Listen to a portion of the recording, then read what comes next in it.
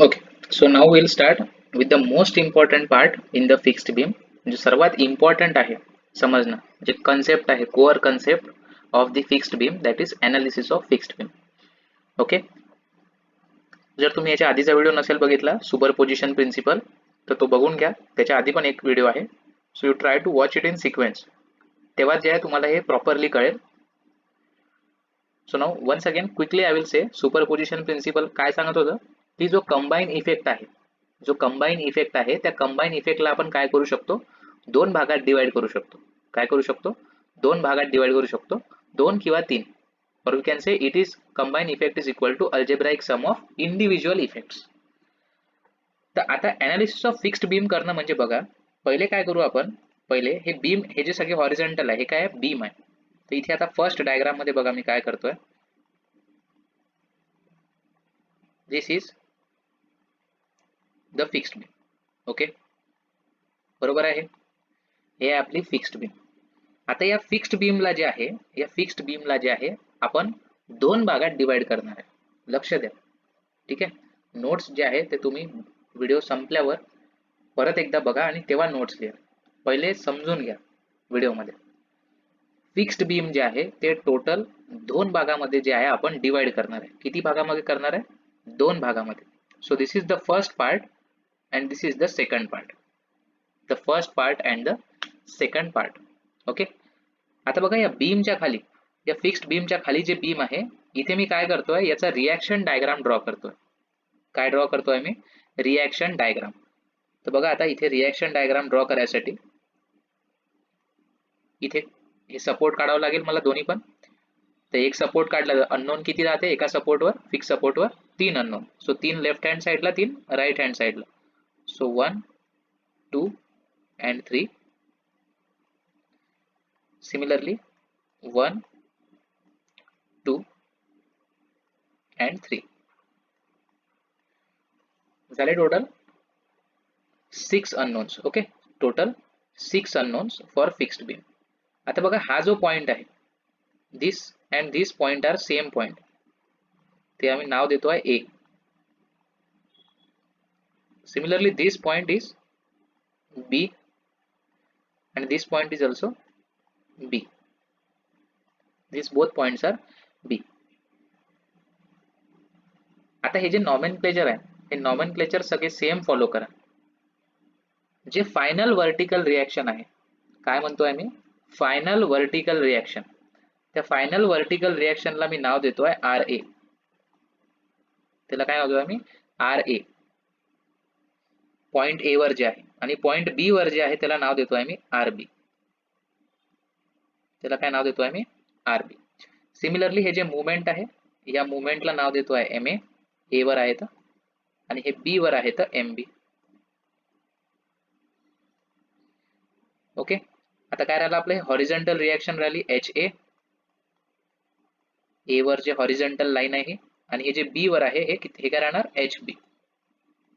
So this is H B. Is it clear? This is the reaction diagram for the final fixed beam, for the final fixed beam. पण आता आपण या final fixed बीमला काय केलेलं आहे, या फायनल फिक्स्ड बीमला काय केलं आहे आपण, याला डिवाइड केलेलं आहे. आपण काय केलेलं आहे, डिवाइड केलेलं आहे. किती भागात डिवाइड केलेलं आहे, दोन भागात डिवाइड केलेलं आहे. तर बघा आता या दोन भागात कसं डिवाइड करतो मी. सो जो फर्स्ट पार्ट आहे, first part, or let be first part, I will first take the second part. Second part मध्ये फक्त जे बीम आहे, I am taking only the beam and this beam is subjected to only movements. ही जे beam आहे, या beam वर काय आहे, फक्त या बीम वर फक्त जे आहे ते आहे मुवमेंट्स आहेत. आता हे कोणते मुवमेंट्स आहे, हे फिक्स्ड एंड मुवमेंट्स आहे. म्हणजे हा जो एम ए आणि एम बी दिसतोय ना तुम्हाला, बघा सुपर पोझिशन प्रिन्सिपल लक्षात ठेवा. सुपर पॉवर आहे तुमच्याकडे, त्या सुपर पॉवरने आता काय करू आपण, या ज्या 6 अननोन्स आहे, या 6 अननोन्सला आपण अर्धे अननोन्स एका याच्यात टाकू आणि अर्धे अननोन्स दुसऱ्या याच्यात टाकू. त्यांनी आपलं काम जे आहे ते सोपी होईल थोडंसं. ठीक आहे, तर तेच मी करतोय आता. पहिले जे हे एम ए आणि एम बी आहे, एम ए आणि एम बी, त्याला इथे सेपरेट लिहितोय. हा झाला एम ए आणि हा काय आहे, एम बी आहे. ठीक आहे. So this is M A and this is MB. बरं, हा पॉइंट जो आहे, what is the name of this point? This is point A. Same point जो आपल्या मेन डायग्राम मध्ये पॉइंट आहे तोच आहे. And this is point B. Is it clear? आता आपल्या मेन डायग्राम मधून दोन गोष्टी ज्या आहे आपण इकडे दुसऱ्या डायग्राम मध्ये टाकलेल्या आहे. आता उरलेल्या किती गोष्टी आहे? 4 गोष्टी आहे. ठीक आहे. आता त्या चारही गोष्टी ज्या आहे उरलेल्या त्या आपण इथे टाकू in the first diagram. So this is the first unknown, this is the second unknown, third and fourth unknown. Is this clear? Is this clear? Both the diagrams we have divided, or we can say the main जे fixed beam आहे त्याला दोन भागात divide केलं. जे part बी आहे second part त्याच्यामध्ये फक्त जे मुवमेंट्स आहेत फिक्स्ड एंड मुवमेंट्स MA आणि MB तेच आहेत. फक्त उरलेले जे 4 अननोन्स आहेत ते आपण पार्ट ए मध्ये टाकलेले आहे. ठीक आहे. सो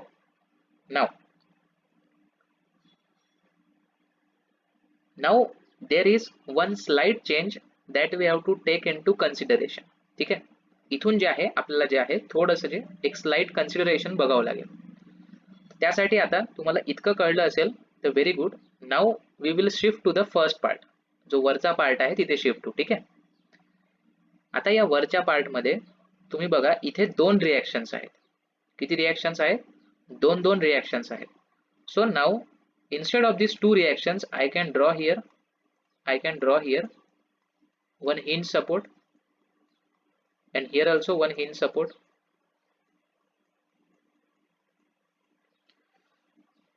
बरोबर आहे. इथे आणि इथे मी काय करू शकतो? हिंज सपोर्ट जे आहे ते ड्रॉ करू शकतो. पण आता बघा आपल्या सिलेबस मध्ये जे काही लोडिंग आहे लोडिंग म्हणजे जे आपण फोर्सेस ड्रॉ करतो असं पॉइंट लोड किंवा UDL, तर हे जे लोडिंग आहे हे सगळी जे आहे वर्टिकल लोडिंग आहे. कशी लोडिंग आहे? वर्टिकल लोडिंग आहे. तर जर डायरेक्टली वर्टिकल लोडिंग असेल तर जे हॉरिझॉन्टल रिएक्शन्स आहेत ते 0 असतात. ते आपल्याला कन्सिडर करावे लागत नाही. म्हणजे या डायग्राम मध्ये जे हे हॉरिझॉन्टल तुम्हाला HA आणि HB दिसतोय, HA आणि HB, तो आपल्याला या सिलेबस मध्ये किंवा आपल्या करिक्युलम मध्ये फक्त वर्टिकल फोर्सेस असल्यामुळे हे HA आणि HB जे आहे ते आपल्याला कन्सिडर करायची गरज नाही. Okay. So we will be neglecting this HA and HB. Is it clear? का मी हे HA आणि HB काढून टाकलं? कारण की आपले फोर्सेस जे आहे ते कसे आहे? वर्टिकल आहे.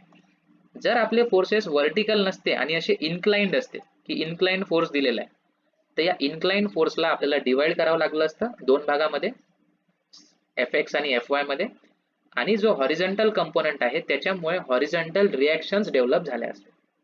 ठीक आहे. So as the loading is vertical, hence the horizontal reactions will be neglected. म्हणून इथे HA आणि HB काय केलंय? निग्लेक्ट केलेलं आहे. ओके. नाउ जर सिलेबस मध्ये, or we can say if you come across the problem which is having inclined loading, then you will have to take the consideration of horizontal reactions also. Okay, but the method remains same. तर बघा आता जो आपला हा first part आहे part A, तर या part A मध्ये इथे काय आहे? दोन वर्टिकल रिएक्शन्स आहे फक्त. Okay. So we can say that this is a simply supported beam. काय म्हणू शकतो आपण याला? सिम्पली सपोर्टेड बीम आहे. ठीक आहे. So as it is simply supported we can draw it like a simply supported beam. So instead of drawing the hinge support, एक reaction जे आहे ते रोलर सपोर्टला असते. सो मी फक्त इथे जे आहे एक रोलर सपोर्ट ड्रॉ करतोय. And here also I am drawing one roller support.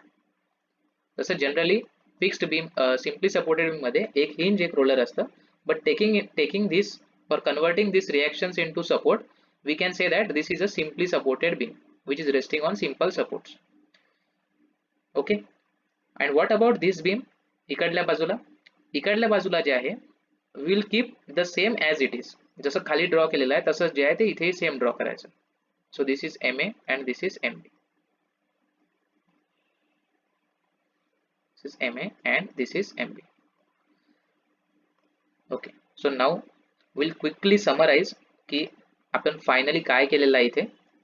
तर बघा, आपण सुपरपोजिशन प्रिन्सिपल जो आहे तो वापरला आहे. काय केलेलं आहे? सुपरपोजिशन प्रिन्सिपल वापरला. सुपरपोजिशन प्रिन्सिपल म्हणते की कंबाईन इफेक्ट जो आहे तो आपण लिहू शकतो as sum of individual effect. Okay, तर आपण इथे जे खालची सिक्वेन्स आहे, खालच्या सिक्वेन्समध्ये रिॲक्शन डायग्राम मध्ये जे काही मुवमेंट्स आणि फोर्सेस होते त्याला आपण डिवाइड केलं दोन भागामध्ये. इन शॉर्ट, फिक्स्ड बीमला आपण दोन भागात डिवाइड केलं.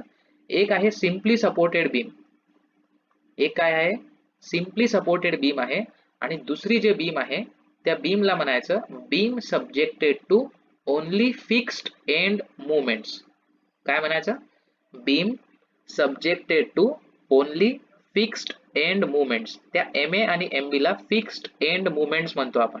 ठीक आहे, कारण की ते फिक्स सपोर्टचे मुवमेंट्स आहेत. So we will call it as fixed end movements. So now our overall beam is equal to simply supported beam and a beam subjected to fixed end moments.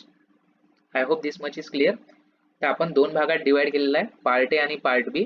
आता फक्त एक गोष्ट लक्षात घ्या, आपण एक एक्झाम्पल म्हणून घेऊ. एक्झाम्पल मध्ये तुम्हाला हा प्रॉब्लेम दिलेला आहे आणि इथे एक लोडिंग दिली आहे P. ठीक आहे, एक लोडिंग दिलेली आहे P.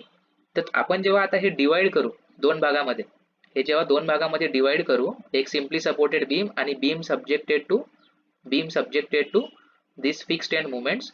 तर हे जे लोडिंग आहे ते लोडिंग इथे पण येणार रिॲक्शन डायग्राम मध्ये. ओके, बट नाउ हे जे लोडिंग आहे, जे P लोडिंग आहे ते A मध्ये येणार की B मध्ये येणार की दोघांमध्ये येणार? So this is a important question. Okay, so the loading will come only in the first part. Obviously आहे, आपण दोन्ही याच्यात तर नाहीच देऊ शकत, आपल्याला एका याच्यात देणार. तर आपण कशावर द्यायचं ते? We will give it in the first part, that is the simply supported beam. तर सिम्पली सपोर्टेड बीम मध्ये जे काही आपल्याला गिवन लोडिंग असेल ते जे आहे ते आपण ड्रॉ करायचं. हे काय करायचं? आपण ड्रॉ करायचं. हा झाला आपला फर्स्ट पार्ट आणि हा काय झाला आपला second part. I hope this is clear. So the fixed beam is divided into two parts, part A and part B. Part B is simply supported beam subjected to given loads, and part B is a beam subjected to fixed end moments. A beam subjected to fixed end moments. ठीक आहे, बरं. तर sir आता हे इतकं आपण केलेलं आहे सगळं, पण हे एवढं करण्याचा फायदा काय आहे? बघा, आता आपण काय करू, पार्ट ए चं सेपरेट अनालिसिस करू, पार्ट बी चं सेपरेट अनालिसिस करू, आणि ते अनालिसिस केल्यानंतर जे आहे फायनल रिझल्ट जो आहे तो आपल्याला भेटून जाईल. बघा, पार्ट बी वरनं आपल्याला MA आणि MB चं व्हॅल्यू भेटून जाईल. MA आणि MB. पार्ट ए जो आहे, पार्ट ए, या पार्ट ए वरून आपल्याला इथे दोन रिॲक्शन्स भेटतील. ओके, इथे एक रिॲक्शन आहे बघा, आणि इथे एक रिॲक्शन आहे. इथे आपल्याला एक एक रिॲक्शन भेटेल, पण हे जे रिॲक्शन आहे ते RA आणि RB नाही राहणार. So don't get confuse with this. This is not equal to RA and RB. This will be some different reaction. So what will be that different reaction? We will name it for now as VA. A वर जे आहे vertical reaction at A आणि VB. ठीक आहे, VA and VB. Now in the next video we will see the analysis of first part and analysis of second part, आणि त्या दोघांनाही मग कंबाईन करून जे आहे फिक्स्ड बीमचं जे आहे we will see how to find out this RA, RB, MA आणि MB.